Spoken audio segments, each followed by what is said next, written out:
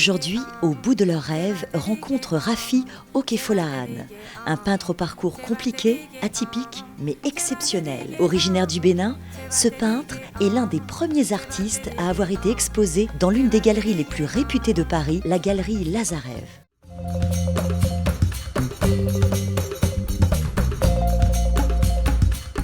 Rafi, je suis très heureuse de vous accueillir dans cette magnifique galerie située au cœur du Marais.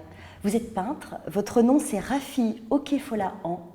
Vous êtes né au Bénin en 1979 et vous exposez pour la 4e fois dans cette galerie. Mais avant de parler de votre œuvre, moi j'aimerais qu'on revienne sur votre parcours, sur votre vie, sur votre enfance, parce que vous avez donc réalisé votre rêve d'être peintre. Et j'aimerais savoir comment vous avez réussi à atteindre ce rêve. Vous avez grandi au Bénin, Rafi? J'ai grandi au Bénin et puis j'ai voyagé aussi un peu partout en Afrique de l'Ouest, à travers le Togo, le Ghana, le Burkina, le Mali ou le Sénégal, où j'ai été une année à l'École nationale des arts. Mais avant ça, je voudrais aussi dire que moi, mon enfance est un peu, pas compliquée, mais c'est complexe parce que je viens d'une famille musulmane. Mon père et ma mère, c'est des musulmans. Mais quand mes parents se sont séparés, j'ai été rapatrié chez ma tante, qui est catholique. Et là, du coup, j'ai dû m'habituer à tout ce qui est catholique. Tout un changement. Et après, j'étais brillant à l'école. Et puis, brusquement, j'ai décidé d'arrêter l'école. Et ça n'a pas plu à ma famille qui m'a adopté, mes tuteurs, et que là, je suis parti de la maison comme ça. Et je voulais me débrouiller, faire ce que j'avais envie de faire après l'école. Est-ce qu'enfant, vous aimiez dessiner, vous aimiez déjà la matière, de la peinture, ou pas du tout? C'est finalement quelque chose qui est venu dans cette fameuse galerie Oui, mais enfant, moi, je dessinais parce que à l'école, on avait les cours de dessin. Et mes notes étaient très bien. Et aussi, quand j'étais au CM2, je dessinais dans les cahiers de choix. Les cahiers de choix, c'est des cahiers qu'on présentait pendant le premier examen, le CEP. Et dedans, il y a des pages où tu devais dessiner. Donc, on dessinait nos héros, comme il y a Blackman, Blake, Tarzan et tout, pour la poésie. Après, on dessinait des fleurs pour les chansons récitation. Et donc, je faisais ça pour mes amis et tout. Donc, ça, j'avais une technique de dessin et tout. Enfant, quoi.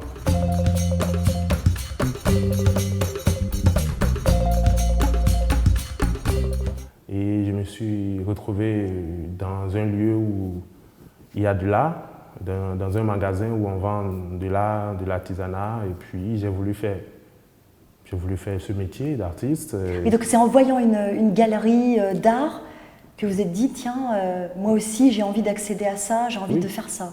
Oui, parce que quand j'ai rencontré beaucoup d'artistes qui venaient et je trouvais le monde magnifique et ça m'a plu. Et je me suis dit, pourquoi pas moi, je vais essayer aussi, je vais travailler pour aller dans le même sens que... Alors comment vous avez fait? À partir de là, comment vous avez appris la peinture? Comment c'est venu à vous? Écoutez, moi, déjà, j'ai rencontré des artistes et il y a un artiste son travail m'a beaucoup plu parce qu'il y a beaucoup de techniques dans sa démarche et je me suis approché de lui. C'est qui? Il s'appelle Bamous. Bamous. Et malheureusement, le contact avec lui n'a pas été facile. Il n'a pas voulu m'avoir comme élève. Et plutôt, le fait qu'il ne m'a pas accepté, ça m'a donné envie de lui prouver que vous étiez capable. Je suis capable. Donc, alors j'ai rencontré beaucoup d'artistes après. Et puis, je me suis donné à fond parce que après que lui m'a rejeté, j'ai pratiqué toutes les formes d'art, tous les artistes, tous les ateliers qu'il peut y avoir à Cotonou, quoi. Ah oui, donc vous avez à Cotonou travaillé dans différents ateliers de peinture. Voilà, pour apprendre les techniques parce que chaque artiste a sa manière de peindre. Et puis moi j'ai voulu connaître toutes les techniques qui existaient. Et c'est ce que j'ai fait au Bénin. Et après le Bénin, j'avais vu que je connaissais, j'ai fait le tour. Et là je suis sorti du Bénin où je suis allé à Lomé, où j'avais rencontré un artiste, un grand ami qui s'appelle Kikoko. Kikoko? Ouais, Et il m'a donné vraiment, vraiment, vraiment. Quand j'en parle, j'ai la peau qui hérisse, vraiment. Lui, il m'a accepté, quoi. Il m'a accueilli, il m'a pris comme son élève, comme son petit frère. Il m'a donné tout ce qu'il fallait, quoi.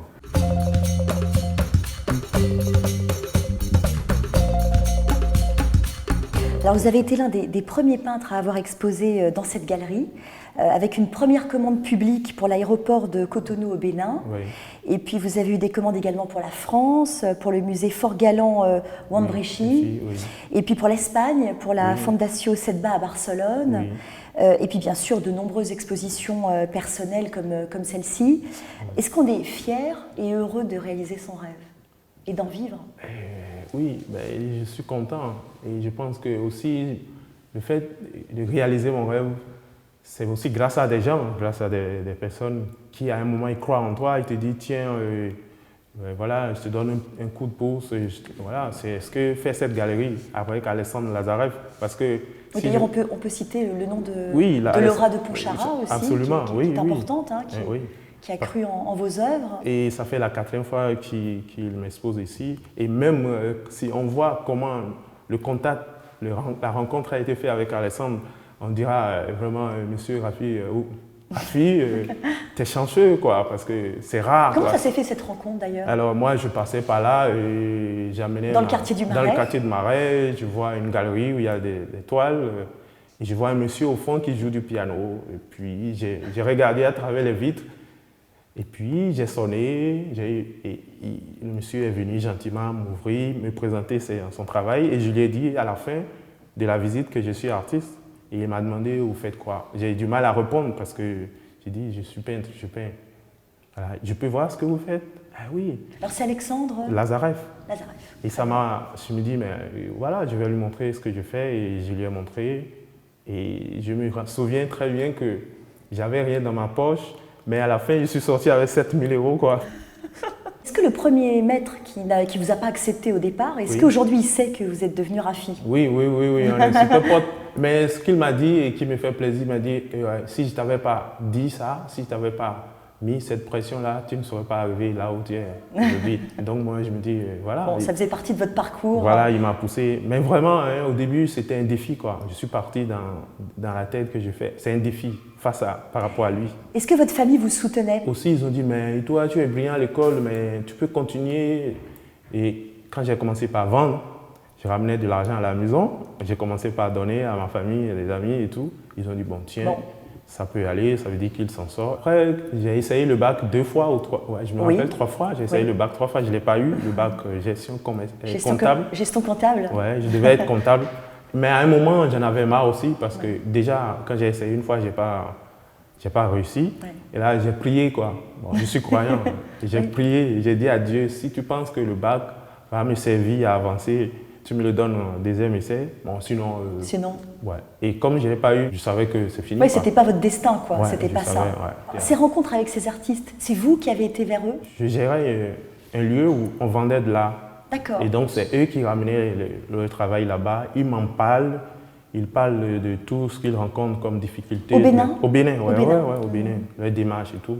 Donc, tout ça, ça m'a donné une idée de leur vie, de ce qu'ils font et tout. Et après, le reste, bon, c'est avec cet artiste Bamous, quoi, qui a donné l'envie de vraiment pas défi. Comme quoi, il y a toujours des modèles, il y a toujours des gens comme ça qui sont porteurs de nos rêves aussi. Hein. Oui, bien sûr. Après, j'ai rencontré des artistes formidables comme Dominique Zingper qui, lui, faisait des résidences. Il invitait des artistes un peu partout, de France, de Hollande, du monde entier. Il restait dans la rue.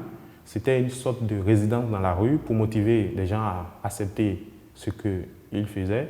Et là, moi, il m'a accueilli aussi. Il m'avait donné la première fois, c'était la première fois où je sortais de ma maison, une toile que j'ai peint 50-60 et j'ai accroché, quoi. Et j'étais fier de présenter ce travail-là, d'appeler tout le monde, de venir voir ce que j'ai fait. Donc tout ça... Alors Rafi, c'est quand qu'on se dit en tant que peintre, ça y est, je suis prêt? Je pense c'est des gens plutôt, quand ils sont venus dans mon atelier, qui ont vu mon travail, qui m'ont dit « Mais Rafi, Maintenant, voilà, vas-y, quoi. Viens, va en France, quoi. Alors en France, vous y êtes, et justement, voilà. je le disais, dans cette magnifique galerie, l'Afrique est votre source d'inspiration principale. Vos toiles sont absolument sublimes, elles sont pleines de couleurs, elles sont remplies d'amour, mais aussi de révolte. Et notamment, vous êtes révolté contre les aberrations de la société béninoise. Alors, l'analphabétisme, Oui. il veut dénoncer ça. Je dénonce à ma manière en tant qu'artiste. C'est d'ailleurs pour ça qu'on voit les numéros de téléphone, parce que des gens ils se sont inventés leur propre manière de communiquer. Quelles sont les peintures que vous utilisez justement? J'utilise déjà l'acrylique à la base. L'acrylique. Après, j'utilise l'huile avec les stylos, avec l'huile dure. Les pastels gras. Les pastels. Ouais, j'utilise des pastels gras. J'utilise des crayons. Et déjà, je fais une culture du rouille. Hein. J'ai des tôles rouillées et tout que je mets dans l'eau de mer et tout. Après, je baigne, je les jette sur ma toile. Bon, ici en France, je me suis habitué au café, des mares de café. Il y a des moments où je les utilise. Ce que je veux, c'est que les gens ils se souviennent de ce qui s'est passé hier, mais d'une manière beaucoup plus agréable, quoi. Parce que quand tu regardes, tu veux peindre une violence, il ne faut pas le faire pour choquer encore la personne. Je trouve que la personne serait doublement choquée. Ben oui, on s'en sort pas. Voilà. Mais si tu le fais avec des couleurs, des belles couleurs et tout, la personne au début, il accepte. Après, il pose des questions. Ah ouais, et puis ça le pénètre beaucoup plus facilement que de le faire. Pouf.